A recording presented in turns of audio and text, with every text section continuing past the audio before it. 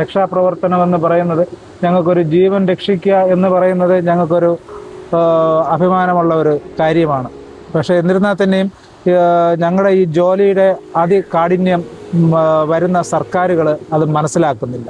കാരണം ഞങ്ങൾക്ക് ഒരു അപകടത്തിൽപ്പെട്ടാൽ അഥവാ ഞങ്ങൾക്കൊരു മരണപ്പെട്ടാലോ ഞങ്ങളെ സംരക്ഷിക്കാൻ വേണ്ടി ഒരു ഡിപ്പാർട്ട്മെൻറ്റും ഒരു സർക്കാരും അവർ മുന്നോട്ട് കടന്നു വരുന്നില്ല. കാരണം ഇപ്പോൾ തന്നെ ഞങ്ങളുടെ കൂടെയുള്ളൊരു ലൈഫ് ഗാർഡ് മരണപ്പെട്ടു. ജോൺസൺ എന്നാണ് പേര്. മരിച്ചിട്ടൊരു ആറ് വർഷമായി.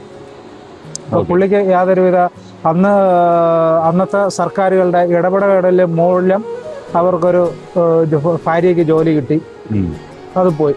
പക്ഷെ ഇങ്ങനത്തെ ബുദ്ധിമുട്ടിൽ ജോലി ചെയ്യുമ്പോൾ ഈ ജോലിയിൽ തന്നെ ഞങ്ങൾക്ക് അപകടങ്ങൾ പറ്റാറുണ്ട്. സ്വാഭാവികം.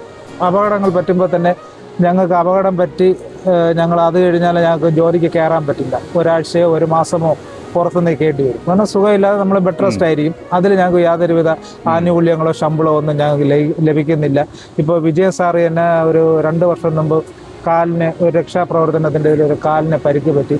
പുള്ളി 2 മാസത്തോളം പുള്ളി കിടപ്പിലായിരുന്നു. പുള്ളിയുടെ സ്വന്തം ചെലവിലാണ്.